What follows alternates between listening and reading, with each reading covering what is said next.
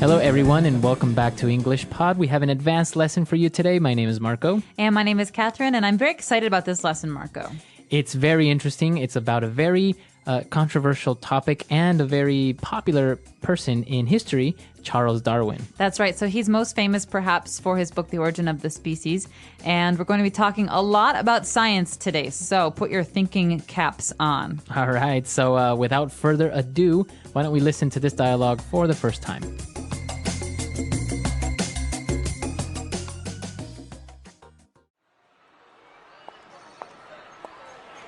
Man, it's been forever. What have you been up to lately? I've been busy preparing for my exams, not to mention all the term papers I've had to write. Same here. I'm up to my neck in work, but at least we've got summer holidays after finals. Where are you headed now? I'm going to my anthro class. We've been focusing on Darwin all term, since it's the 200th anniversary of his birth or whatever. I'm sick and tired of Darwin. What? Why? How can you not like Darwin? His work turned thousands of years of ideas about creation on their head. His theory of evolution revolutionized the fields of biology and anthropology. I don't like him. His theory of human evolution and natural selection is full of holes. It's not as solid as you make it out to be.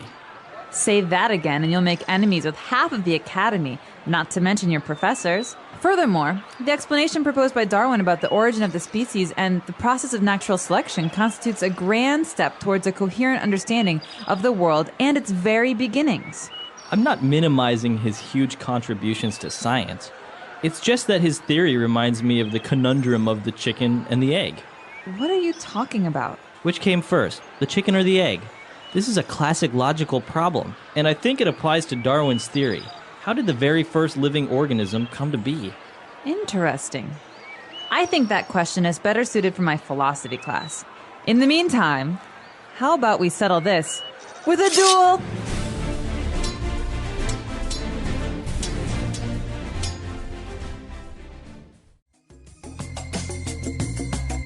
All right, interesting. They have very different views on Charles Darwin, right? They do, and they're both pretty nerdy people. This is a very nerdy university conversation that's happening between classes. Yeah, I think maybe they're like PhD candidates or something. Perhaps. All right, so before we get to talking about some of the ideas in today's dialogue, let's talk about some of the words and phrases that we hear to understand better what's going on. The first part we're going to talk about in today's language takeaway. Language takeaway. All right, on language takeaway today, let's take a look at the first word. And, well, one of the things that many people say is that Darwin revolutionized the fields of biology. And so he revolutionized these because he pushed them forward. He made many changes. He forced changes. So people had to change the way that they thought about these things. If you revolutionize something, a topic or an idea, you are creating new knowledge almost, right? Exactly. You can think of the word revolution, which is a thing. So you think of the Russian Revolution or the American Revolution. These are times of change. So to revolutionize is to bring about change. Very good. All right, so moving forward, they were talking about human evolution. Human evolution. What is that exactly? Good question. So you're not a monkey, I'm not a monkey, but we come from monkeys, right? So we evolved. Right. So the process is called human evolution. That means the process by which humans changed forms to become what we are today. Okay, so you evolve. Now, is it evolution? You usually think of something positive, right? Something evolves into something better. Is it always that way? No, we have another word for the negative, right? So the positive is to evolve, to become better. To get worse is to devolve. Okay. Yeah, to devolve, to go back and to kind of lose things that you had. Okay, interesting.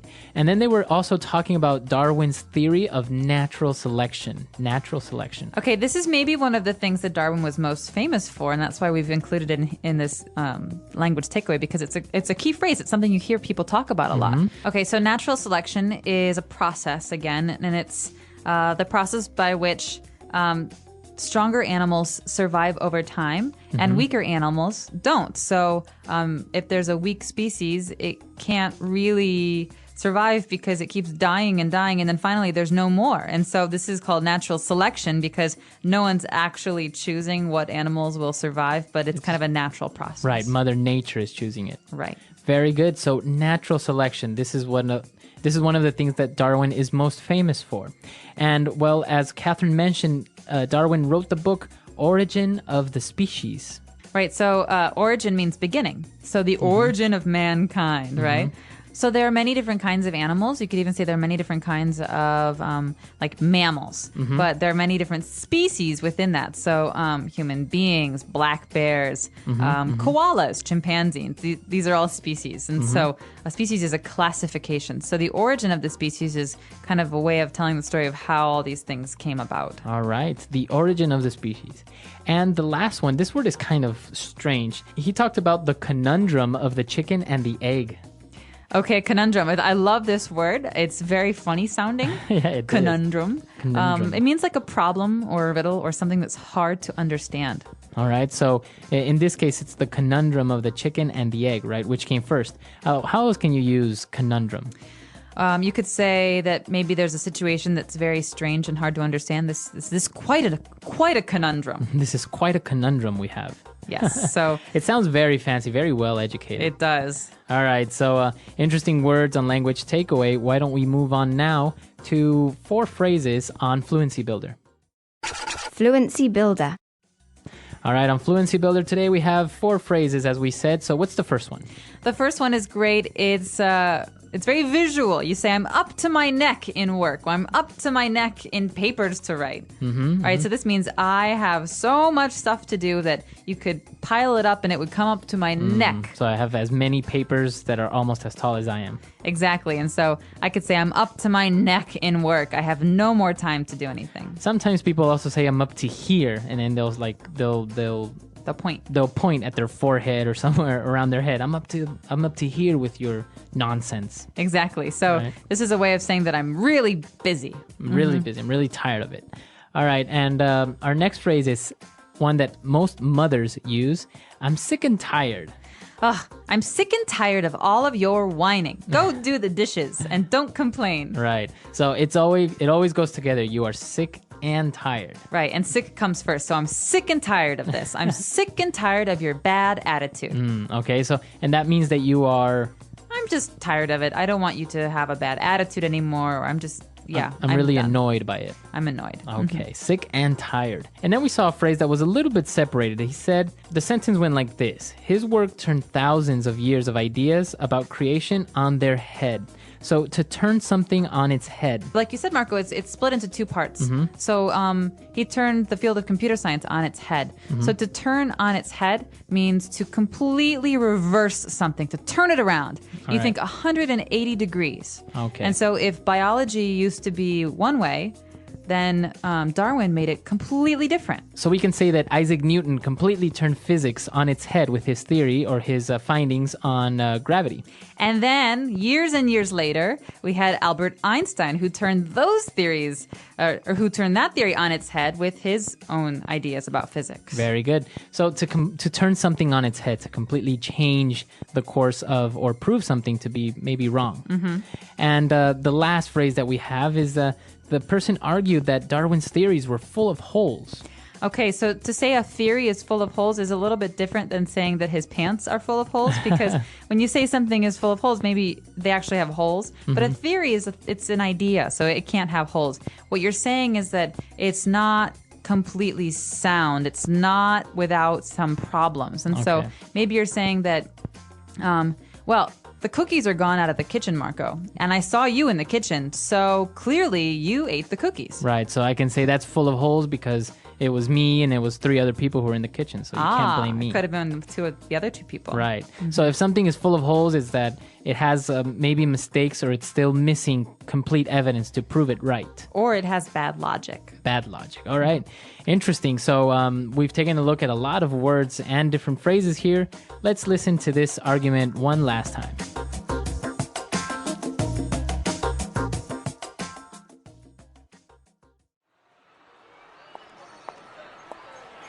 Man, it's been forever. What have you been up to lately? I've been busy preparing for my exams, not to mention all the term papers I've had to write. Same here. I'm up to my neck in work, but at least we've got summer holidays after finals. Where are you headed now? I'm going to my anthro class. We've been focusing on Darwin all term, since it's the 200th anniversary of his birth or whatever. I'm sick and tired of Darwin, Darwin, Darwin. What? Why? How can you not like Darwin? His work turned thousands of years of ideas about creation on their head. His theory of evolution revolutionized the fields of biology and anthropology. I don't like him. His theory of human evolution and natural selection is full of holes. It's not as solid as you make it out to be. Say that again and you'll make enemies with half of the academy, not to mention your professors. Furthermore, the explanation proposed by Darwin about the origin of the species and the process of natural selection constitutes a grand step towards a coherent understanding of the world and its very beginnings. I'm not minimizing his huge contributions to science. It's just that his theory reminds me of the conundrum of the chicken and the egg. What are you talking about? Which came first, the chicken or the egg? This is a classic logical problem, and I think it applies to Darwin's theory. How did the very first living organism come to be? Interesting. I think that question is better suited for my philosophy class. In the meantime, how about we settle this with a duel?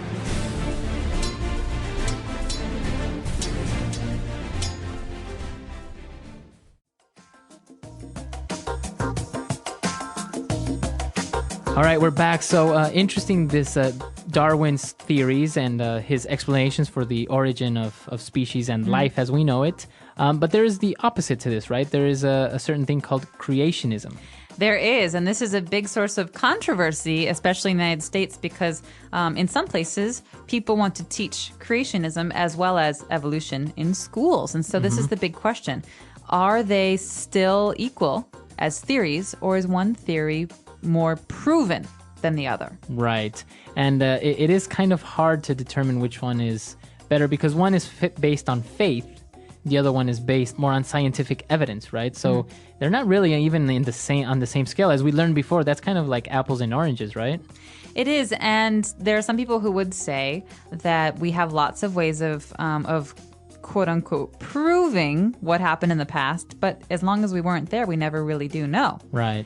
And there's always changes in science, so how can we be sure that what we know now isn't false, isn't misunderstandings? Right. I think for now, this is the best explanation, but that doesn't mean that it's the correct one. Maybe in 100 years from now, we'll have another explanation that's much better or maybe complementary to this one.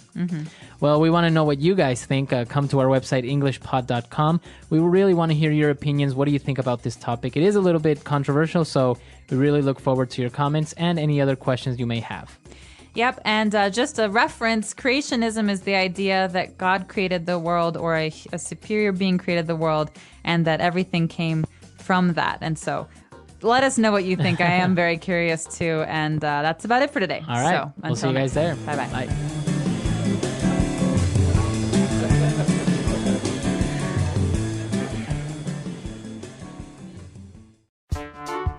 The English Pod Audio Review. Listen to the meaning, then say the vocabulary word. Bored or annoyed. Sick and tired. In a state of disagreement. At odds with. Logical and consistent. Coherent. To make something as small as possible. Minimize. Including many faults. Full of holes. A school that provides training in special subjects. Academy. A process by which the best creatures survive. Natural selection. A confusing or difficult problem. Conundrum. Let's try that faster. To make something as small as possible. Minimize. Bored or annoyed. Sick and tired. Logical and consistent. Coherent. A process by which the best creatures survive. Natural selection. In a state of disagreement. At odds with. A confusing or difficult problem, Conundrum. including many faults. Full of holes. A school that provides training in special subjects. Academy. Now say the word and hear it in a sentence. Sick and tired.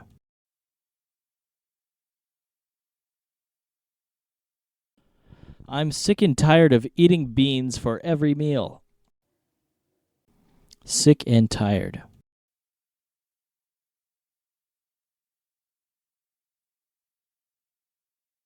After 30 years of marriage, she became sick and tired of waiting on him hand and foot.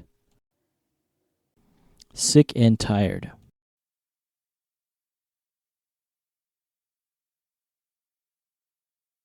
We are sick and tired of corruption.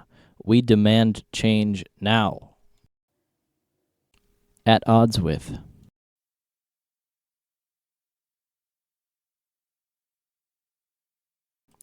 The professor's opinions were often at odds with his students' views. At odds with.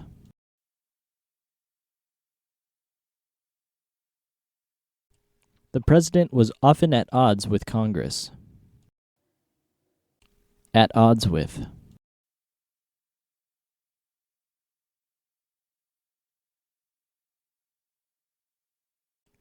Instead of being continually at odds with each other, the competitors agreed to cooperate. Coherent.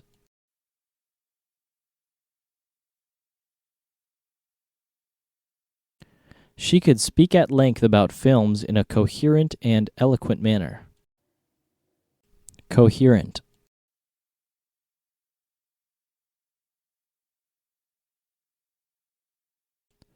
The dazed man could not deliver a coherent response to his rescuers. Coherent.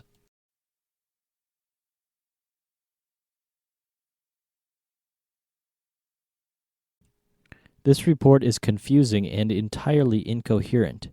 Write it again. Minimize.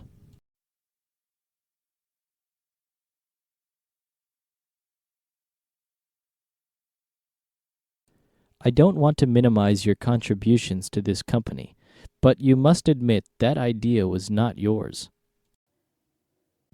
Minimize.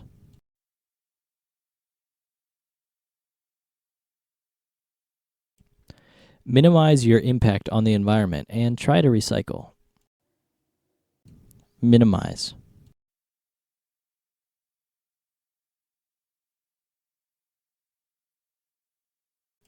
During the interview, she minimized her weaknesses and emphasized her strengths. Full of holes.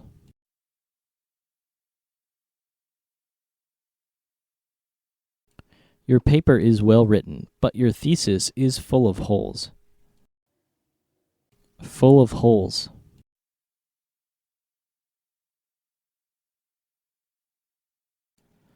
We need to buy a new bucket. This one is full of holes. Full of holes.